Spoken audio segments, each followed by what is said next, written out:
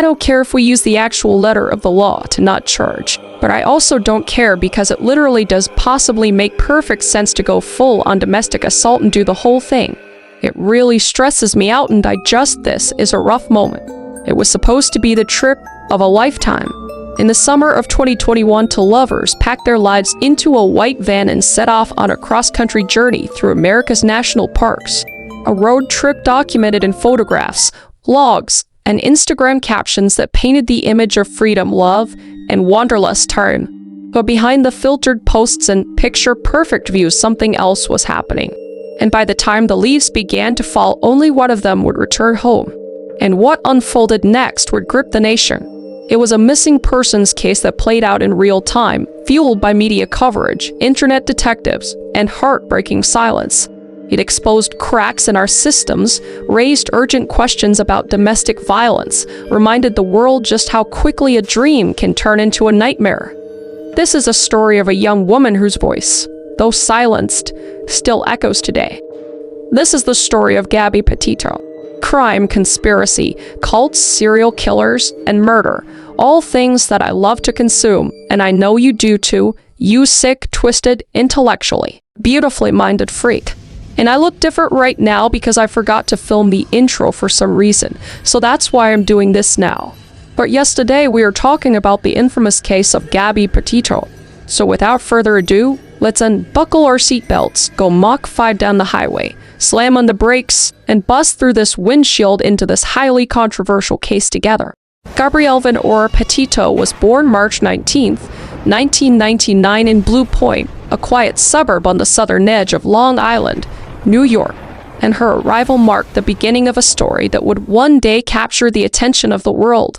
So in those early years, her life was filled only with the ordinary beauty of family, community, and creativity. And Gabby also grew up in a very supportive and stable household. She was the eldest of 6 siblings and half-siblings. And her parents, Nicole Schmidt and Joseph Petito, separated amicably when Gabby was pretty young, but both remained very active in her life. And Gabby would spend most of her time with her mother Nicole, who was a teacher's assistant, and her stepfather Jim, in a household where love was quiet but constant. And her father Joe was a warehouse store manager, and he would eventually remarry as well. And Gabby would grow close to his wife Tara, maintaining strong bonds on both sides of her blended family. So Gabby would grow up in a safe, relatively affluent corner of Long Island, the kind of place where children still rode bikes on tree-lined streets and neighbors knew each other's names. And even as a child, Gabby stood out for her compassionate nature and quiet creativity. She had a very early sense of empathy that seemed to exceed her years. And at just 14 years old, Gabby and her younger relatives took part in a music video promoting gun violence awareness after the Sandy Hook Elementary School tragedy. And it wasn't a school requirement or assignment. It was just something she chose to do. Something that really reflected the emotional depth she already carried. So even then, Gabby was really paying attention to the world's pain and trying in her own way to be a light. So as Gabby went into her teens, she would attend the Bayport Blue Point High School in Suffolk County, where she became known for her love for art and nature. And Gabby wasn't really the type to chase popularity. She was more of a free spirit, as her family would later describe her. Someone who saw the world in color and tried to paint it that way. And she channeled that spirit into watercolor paintings, photography, and long walks outdoors. So Gabby's path at this point just seemed filled with possibility. The world was her oyster.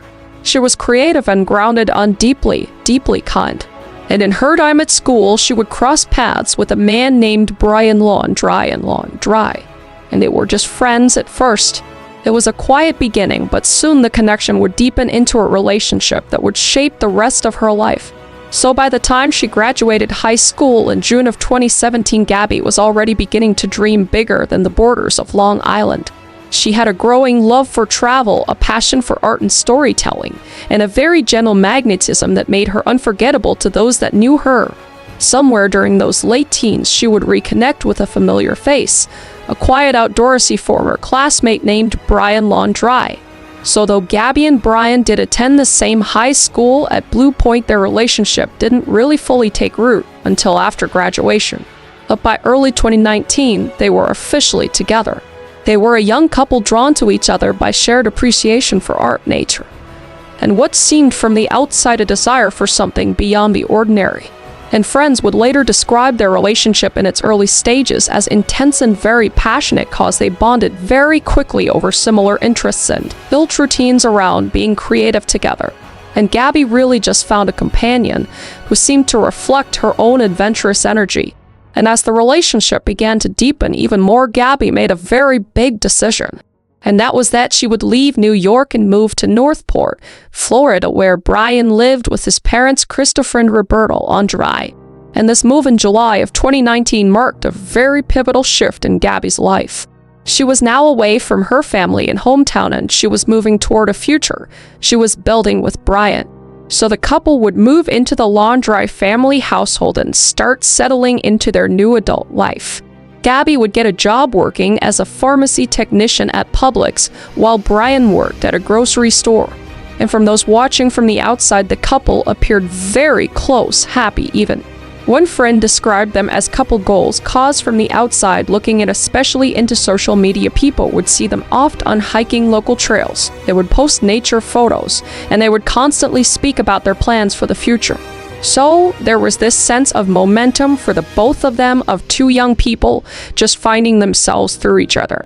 And Gabby's parents would later say that they were actually very supportive of the move, trusting their daughter's judgment, but they obviously remained attentive cause she had a very close-knit family. Gabby would call home very regularly. She even visited New York whenever she could. So while she was far from home, the connection with her family never wavered, especially with her mom. And by the end of 2019, Gabby and Brian's relationship had become central to both of their lives. So what began as a high school acquaintance had grown into a full-time partnership, one that over the next 2 years would take them across the country through national parks and dusty highways and eventually into the center of a national tragedy. But for now, in that window between teenage dreams and adult responsibility, Gabby was in love, and she was all and she was all. So by mid-2020, the world was beginning to change, as we all remember. The COVID-19 pandemic had swept across the globe, shutting businesses, stalling routines, basically upending nearly every sense of normalcy. And for Gabby and Brian, the pandemic kind of became a pause, a moment of stillness that offered space for something much bigger. Cause it was during this time, July 2020, that Brian would propose. There was no crowd, there was no flashing cameras, there was no elaborate production. Just a quiet moment in nature along one of their favorite hiking trails. And as Gabby would later recount, a firefly even landed on her hand, which she said yes, as if the world itself paused in agreement. And she announced the news with joy. She would write on Instagram, "Brian asked me to marry him, and I said yes, yes, yes." And she would be beaming in this photo of them sharing sushi on their first date. And she would also go on to say, "You make life feel unreal, and every day is such a dream with you." It was obviously a massive milestone moment, a formal beginning to the future they were building together. But unlike many couples freshly engaged, they didn't rush towards a wedding date or a venue. Instead, they set their sights on something even more ambitious, a life of full-time travel. And Gabby was overjoyed. This is exactly what she had been working toward her whole life. Art, storytelling, the open road, and someone she believed would share it all with her. So a wedding could wait. The world was waiting first. So the idea of this trip had been taking shape for months, maybe even longer, cause they had actually at this point already taken a cross-country road trip together in a Nissan Sentra, camping on the road and falling in love with the rhythm of van life. And that whole experience had left quite a lasting impact on them. So they got to work. The couple purchased a white 2012 Ford Transit Connect van. It was compact, reliable, and just big enough to become a tiny home on wheels. And together they would customize it. They built out the interior with a handmade bed platform, installed storage units, and painted the walls in soft tones that reflected their love for the natural world. And Gabby added flowers and artwork, and Brian handled much of the carpentry and logistics. So it wasn't anything fancy, but it was theirs. And this was more than just a trip.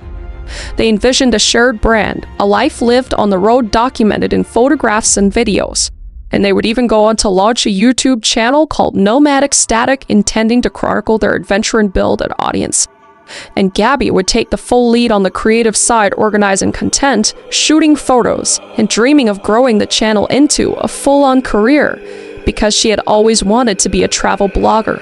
So this wasn't just a vacation. It was her vision for her entire future.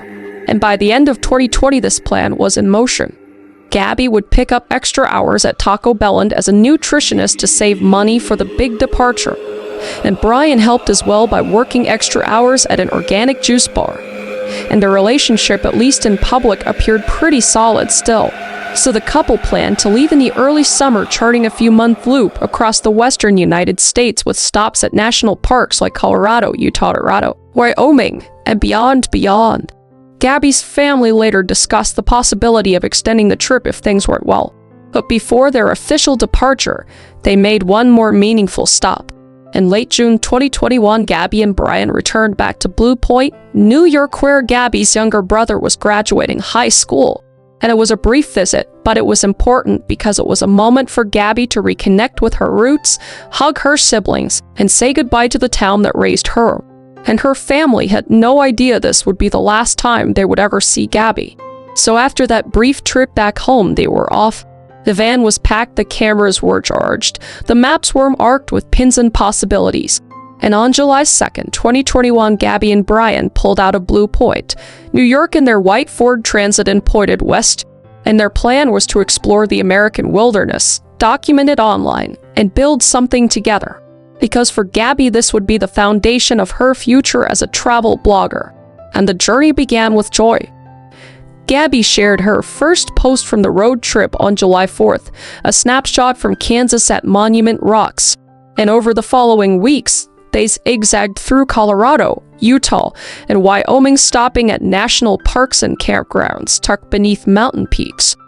And they would hike the Greats and Dunes National Park, pose for photos beneath the towering canyon walls in Zion National Park, and smiled from scenic viewpoints in Bryce Canyon National Park. So Gabby's social media was just filled with soft sunlight images, showcasing the beauty of the places they visited as they traveled in their home on wheels. In one Instagram post, Gabby would write, "There's no place like the tiny home we built." So to the outside world, it looked like a dream come true. But behind the filtered lens of social media, something else was brewing else. So to their followers, Gabby and Brian seemed like the perfect couple. But those who knew them better saw signs of something darker. Gabby's best friend, Rose Davis, later described Brian as controlling and jealous. And according to Rose, Brian had a way of isolating Gabby, discouraging her from doing anything he didn't approve of. And she would go on to say he also wanted what he wanted, and he'd find a way to get it. Not in a violent manner, but if he didn't want Gabby to do something, he'd find a way to make it so she couldn't do it. And she described a pattern of emotional manipulation that Gabby didn't always recognize for what it was.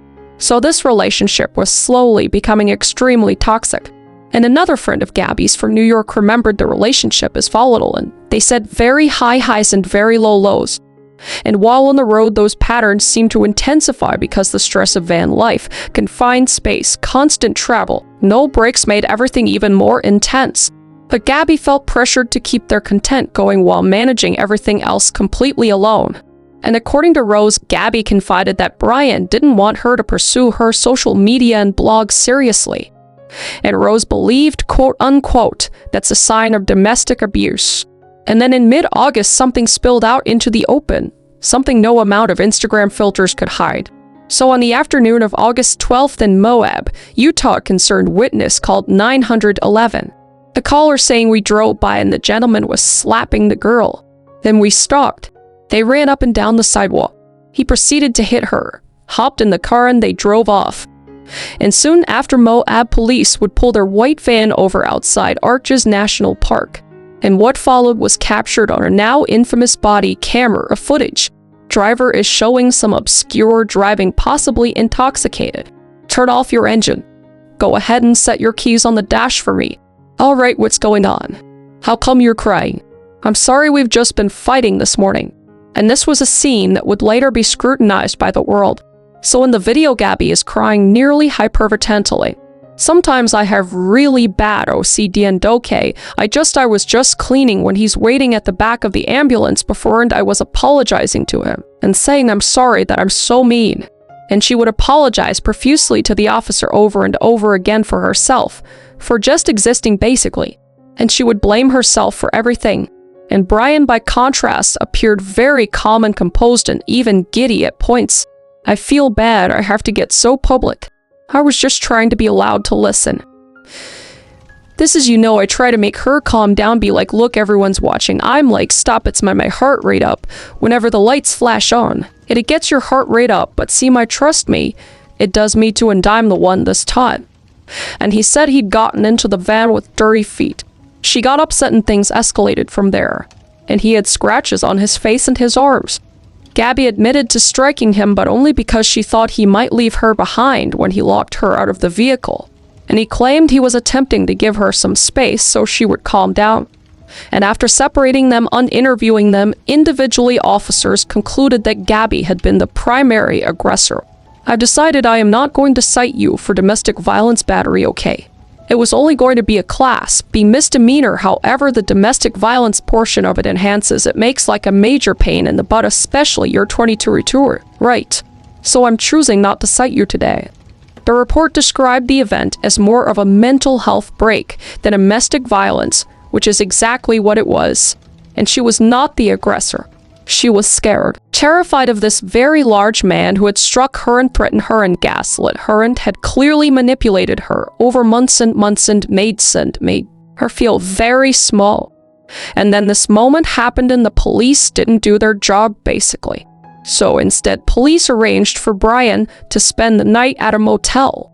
This is Brian Laundrie, alright, so he's gonna get you all set up with your hotel room, paid for through a local domestic violence outreach program. And Gabby took the van and slept at a nearby campground alone. And before parting ways for the night, the couple insisted they were in love, that they didn't want anyone getting in trouble, and that everything would be okay. But in the body cam footage, Gabby's tears tell a very different story. Her anxiety, her fear, her attempts to downplay the moment to protect Brian, even in front of police saying, I'm sorry. She just kept saying, I'm sorry. And it's honestly just heartbreaking to see because knowing people that have been in these situations and being too afraid to get out for the repercussions if they actually speak up, it's just heartbreaking to watch in real time. But unbeknownst to the officers, the 911 dispatcher hadn't relayed the full details of the original call, including the report that Brian had been seen hitting Gabby. And that information could have changed the outcome completely, but it didn't. And they deemed her the primary aggressor. And in hindsight, that stop at Moab, one night apart after weeks of growing tension, was a flashing red flag, a chance to intervene that just passed us by.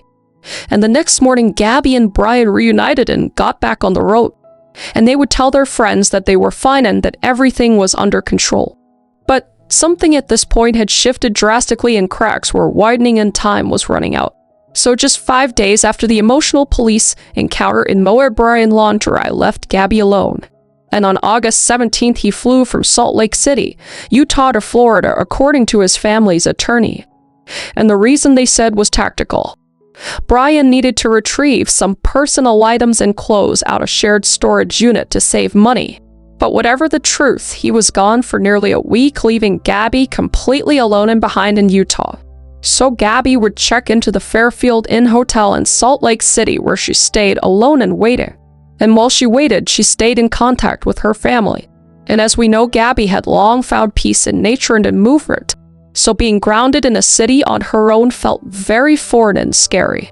During the solo stretch on August 19th, Gabby posted what would be her first and only video to the couple's YouTube channel, Nomadic Static.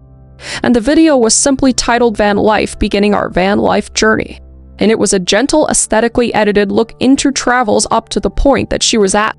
And it features shots of their van builds, the Utah landscape, beaches, and moments of quiet joy between the two of them. And at the time it felt like a hopeful start, but in retrospect it became an eerie timestamp, the last creative glimpse she left behind. And on August 23rd, Brian would return. And on the 24th, the couple was seen checking out of the hotel and loading up the van together. and they were heading north towards Grand Teton National Park in Wyoming, one of the most scenic and one of the most remote stretches on their entire route. And 2 days later, on August 25th, Gabby called her mother and she told her they had reached Wyoming and they were camping near the Spread Creek dispersed camping area. And she said that cell service was pretty spotty there, but she sounded upbeat and mentioned they'd likely head toward Yellowstone next. And that same day, Gabby posted what would be her final Instagram photo, a shot of her smiling in front of a butterfly mural in Ogden, Utah. It was calm and beautiful and haunting in hindsight. And at the time, nothing seemed obviously wrong. But it would be the last time Gabby's voice would be seen or heard directly. So on August 27th, something changed. Around 3 p.m. Witnesses saw Gabby and Brian at a restaurant in Jackson, Wyoming. It was a very popular Tex-Mex spot called the Merry Piglets. And according to witnesses, Brian was very visibly agitated, arguing with the staff over the bill, and his tone was aggressive and his body language was very threatening. And Gabby, by contrast, appeared distressed and very apologetic. We've seen this before. And this would be the last known sighting of Gabby Petito alive. And at some point in the day, she allegedly reached out to her ex-boyfriend Jackson on Snapchat to say that she was thinking about him. And according to Jackson, she had reached out a few days prior mentioning that she and Brian were struggling and that she may break up with him. And she would call Jackson later on, but he was unable to answer calls. He was at work. That evening, Gabby's mother received an odd text from Gabby's phone saying, "Can you help Stan? I just keep getting his voicemails and missed calls." And Nicole would freeze cause Stan was Gabby's grandfather, but Gabby never called him by his first name. So the message felt very unnatural, as if someone else had written it. And Nicole would later tell authorities that the text made her feel like something was wrong. And investigators would later include the message in a search warrant affidavit, noting it was out of character and likely not written by Gabby herself. And then on August 30th, one more message came saying plainly no service in Yosemite. And the text felt off not just in the tone, but in the content, cause Gabby had told her mother just days earlier that they were in Wyoming heading toward Yellowstone. And Yosemite in California made no sense for the context of their route, cause the distance was over 800 miles away. So it just wasn't fitting. And Nicole was immediately uneasy. And that would be the last time Gabby's phone would be heard from. And after that, all calls went straight to voicemail. There was no more FaceTime, no more text, no more Instagram posts, and no updates from the road. And for a young woman who checked in regularly, who rarely went a day without calling her mom, this was a terrifying silence. And in those final days in August, the world didn't know yet what happened. But Gabby's family felt it. It was a shift in the air, the vacuum left behind by a voice that should have been there. There was no witnesses to the moment it happened, no videos, no cries for help that made it to the ranger station or nearby campsite. What happened in those final hours only can be pieced together through forensics, scattered clues, and eventually Brian Laundrie's written confession. And as of right now, this is what we know. After being spotted at the Merry Piglets restaurant in Jackson on August 27th, where Brian was reportedly enraged and Gabby was tearful, the couple returned to their van, driving out toward the Spread Creek area where they had been camping. At the same evening, a travel blogger named Red White and Bethune would unknowingly capture footage. And the footage was of Gabby and Brian's white van parked off the side of a dirt road alone in the forest. And this was at approximately 6 p.m.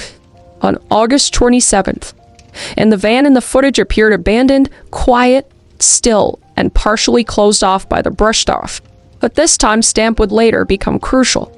And the world, not yet knowing that she was gone, was about to start asking questions. So August 29th, 2021, on the surface, it seemed like any other day in the West Tribe.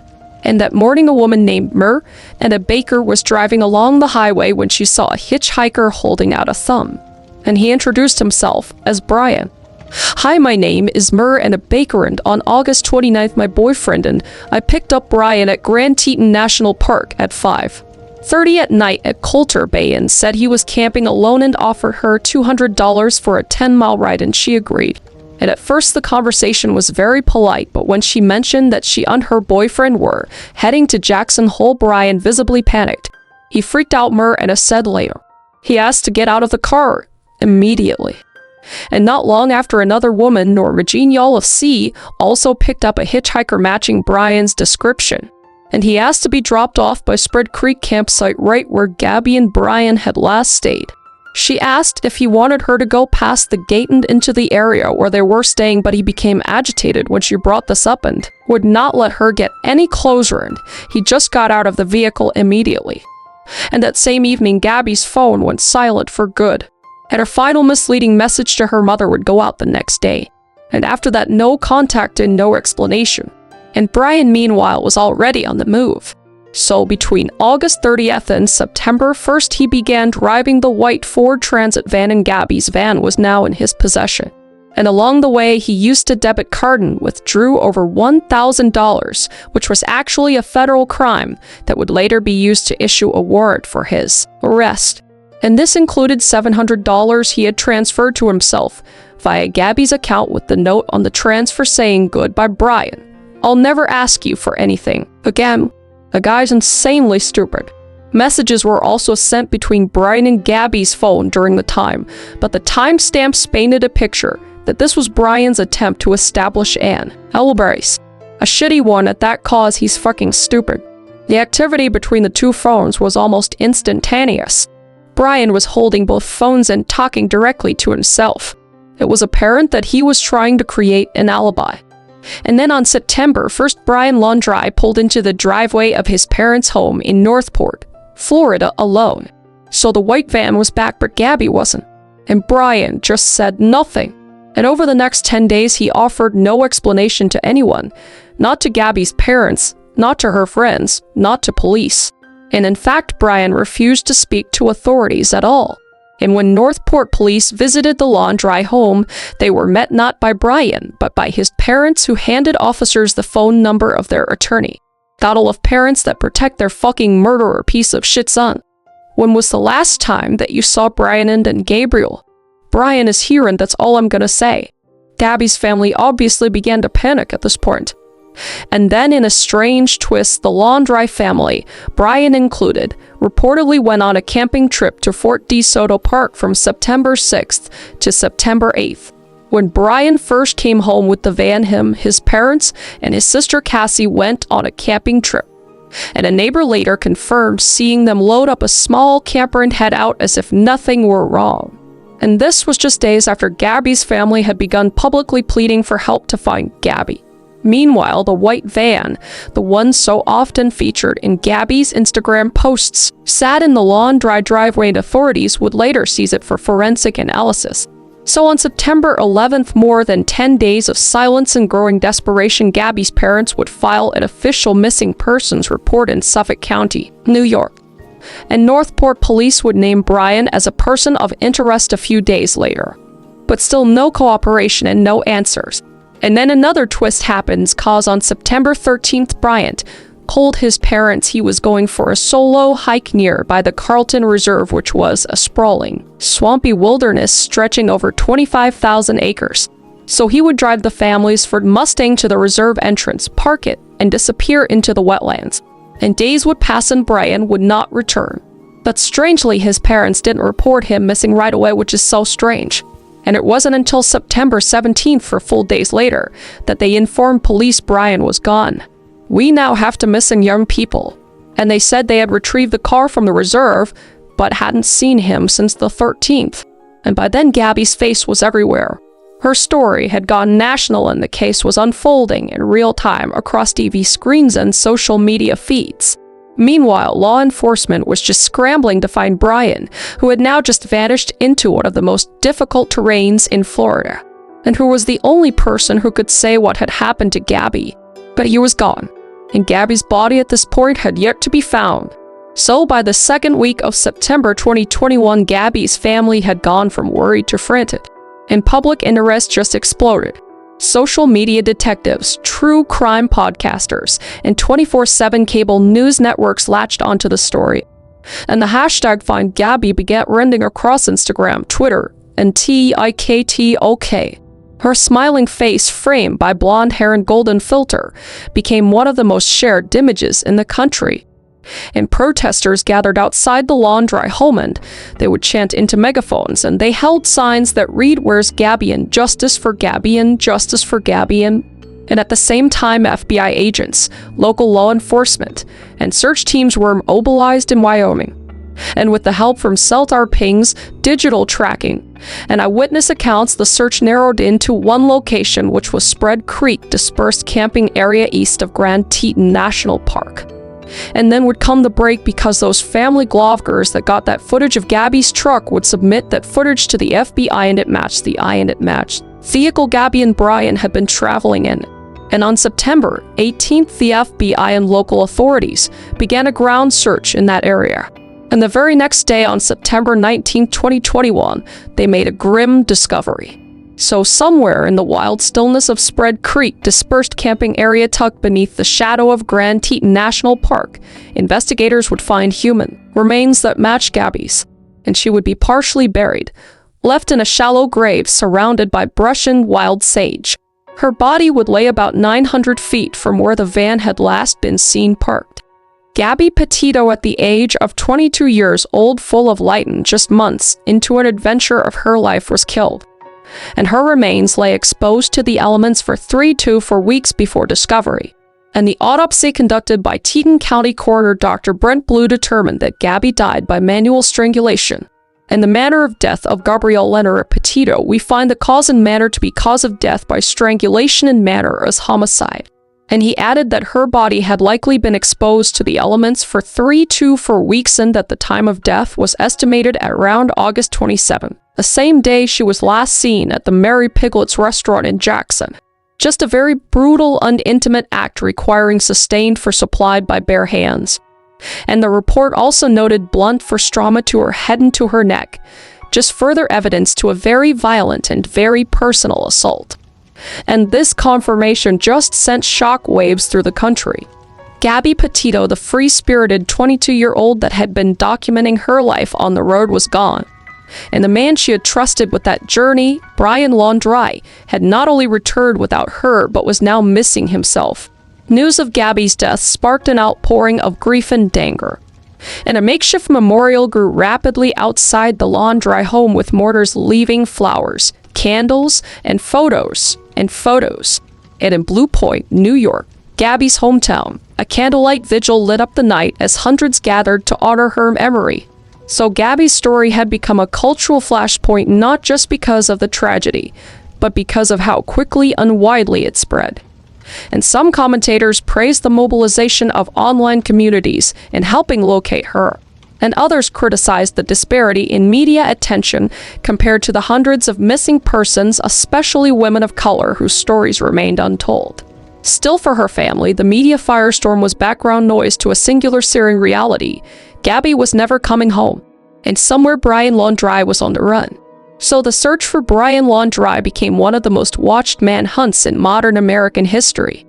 And by the time Gabby's body was found on September 19, 2021, Brian had already been missing for nearly a week.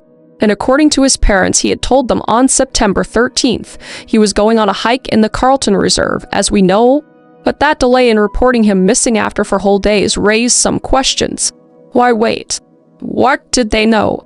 And had Brian really gone hiking, or had he used that window to disappear? So authorities could only go off what they knew, and they would launch an extensive search in the Carlton Reserve, deploying divers, canine units, drones, and ats. It was a very unforgiving landscape.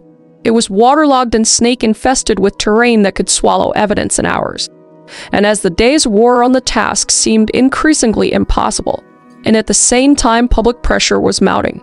Protesters continued to camp outside the Laundrie home, holding signs up and chanting through bullhorns.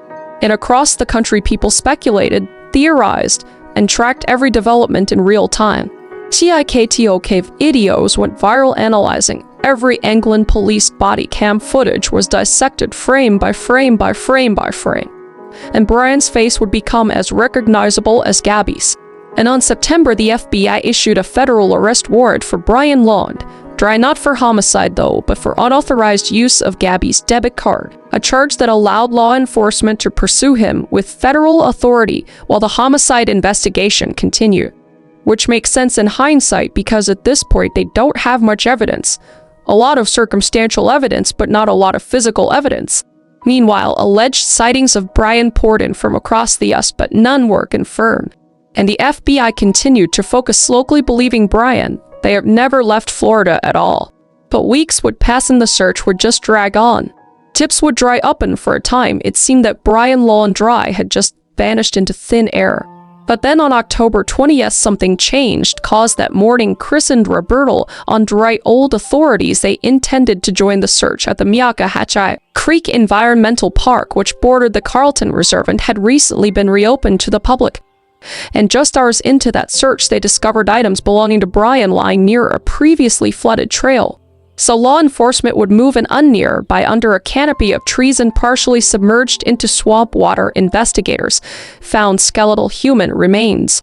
And by October 21st, dental records confirmed that the remains were Brian Laundrie's.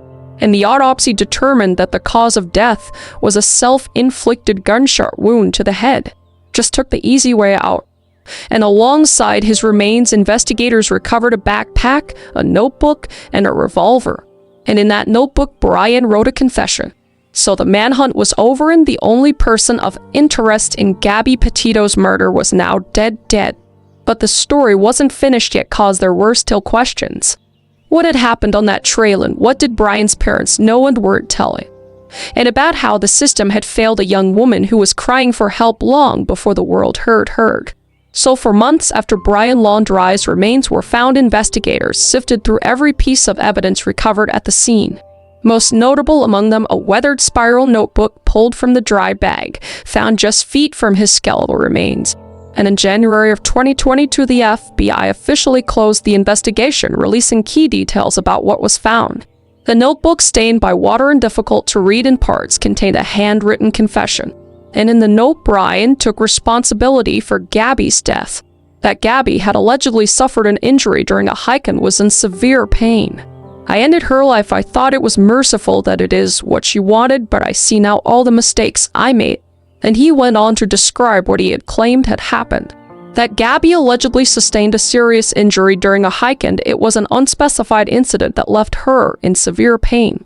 And he wrote that she was shivering and freezing and injured, and that she had allegedly asked him to relieve her of her suffering. And he claimed that in that moment of desperation, he killed her out of mercy. And Brian also wrote his intention was to take his own life, citing guilt and despair, saying, "From the moment I decided took away her pain, I knew I couldn't go on without her." And the confession attempted to paint his actions as tragic but compassionate, a final act of love. But investigators and Gabby's family rejected the narrative completely. Same cause of her death was strangulation, and nothing remotely or even close to what he said caused the forensic evidence did not support Brian's version of events, because we know that Gabby suffered manual strangulation and blunt force trauma to her head and to her neck. The violent nature of her death and attempt to mislead authorities afterward with false decks and stolen debit cards stood in stark contrast to the idea of a mercy killing. And Gabby's mother claimed that he was a liar and tried to manipulate the story, even after death. Just a pathetic piece of shit. And even the setting of confession seemed telling. And the FBI concluded in their final statement issued on January 21st, 2022 that Brian Laundrie was the only person involved in Gabby's death, and the investigation was officially closed. But the grief wasn't caused. Gabby's family was left not only with an unbearable loss of their daughter, but with the weight of knowing that her final moments had been violent, terrifying, and lonely. And no explanation for Brian could change that. So if anything, the note only added to their pain. And for them, the truth was not in what Brian wrote, but in what he did. He left Gabby in the wilderness, lied to her family, drove her home, and then disappeared without a word. So the confession didn't bring any sort of closure. It simply confirmed what they had already feared all along, that the man their daughter had loved had betrayed her in the most permanent way. But even after the deaths of both Gabby and Brian, their story didn't end. And in many ways, it only entered a new chapter, one filled with grief, accountability, and the pursuit of justice in courtrooms, not wilderness trails. And on March 10th, 2022, Gabby's parents filed a civil lawsuit against Brian's parents. And in the suit, they accused the Laundries of intentional infliction of emotional distress, alleging that Brian had informed his parents of Gabby's death shortly after it happened, and that the Laundries then withheld that information while Gabby's family searched for her. And the lawsuit claimed that while the Petito family publicly pleaded for answers, the Laundries remained completely silent. And according to the Petty OS, the Laundries' actions and inactions were not just hurtful, but knowingly cruel, which agreed. And in 2022, a Florida judge denied the Laundries' motion to dismiss, allowing the case to move forward. And in the court proceedings, shocking new details emerged. In one entry in Roberta Laundrie's recovered burner letter allegedly written to Brian referenced her willingness to help him dispose of the body. Some of the letter reads, "We will always love each other. If you're in jail, I will bake a cake with a file in it. If you need to dispose of a body, I will show up with a shovel in the garbage bag." What? And though the letter's context and timing were debated, its language raised eyebrows to say the least, and just fueled the Petito family's claims that the Laundries may have been more involved, or at least more informed, than they admitted. And by March 2023, the Petito family reached a $3 million wrongful death settlement in a separate suit against Brian Laundrie's estate, which was a symbolic victory since Brian's estate held few assets. But the money, they stated, would go toward the foundation and further effort to support families of missing persons, which I will link down below. And in the wake of unimaginable loss, Gabby's family found a purpose in advocacy. And they launched the Gabby Petito Foundation, which is a nonprofit focused on supporting organizations that help locate missing persons and provide resources to victims of domestic violence. The foundation quickly became a platform for reform, raising awareness about the signs of abusive relationships, as well as disparities in media coverage that often leave missing persons cases involving people of color overlooked. They just didn't want Gabby's death to be in vain. So, if they could save even just one person, then Gabby's story would live on. And the foundation has since partnered with the National Domestic Violence Hotline, also the Black and Missing Foundation, and other key advocacy groups, providing grants, emergency funds, and public outreach programs, which I think is amazing. And I want to add that all the proceeds from this video will be going to that foundation. And again, I will link the foundation down below. And Gabby's parents also testified before lawmakers to push legislation aimed at improving reporting systems, bolstering protections for domestic violence victims, and modernizing law enforcement's abilities to respond to missing persons cases. And several states have proposed and passed bills directly inspired by Gabby's case, including Florida's Gabby Petito Act, which created a set of 12 questions that are mandatory for law enforcement to ask potential victims during domestic violence calls, which I think again is so amazing. And despite public outrage, Chris and Roberta Laundrie have not been criminally charged in connection with Gabby's death, and their legal strategy has largely remained one of silence. And in multiple interviews, the Petito family has expressed frustration, saying that the Laundries showed no empathy and played a role in prolonging their agony. So this case has just ignited national debate about parental responsibility, legal liability, and how families of suspects navigate tragedies involving their children. And in the years since Gabby's disappearance, the legal battles have continued, but so has her legacy. Because her name now represents more than just tragedy. It represents a reckoning, a call to pay attention not only to those who vanish, but to the systems, silences, and red flags that often precede them. So Gabby Petito's voice was taken, but her story still speaks. Gabby Petito's story is absolutely tragic, and it's also a reminder for us to pay attention, to check in, to ask again, to love without harm, and to cherish the journey wherever it may lead. And that is the Gabby Petito case. I know this one was very emotional, as are every one of these cases that I cover, but I think the awareness is extremely important. I just know that you are important, you deserve attention, and you have the right to speak out and be heard.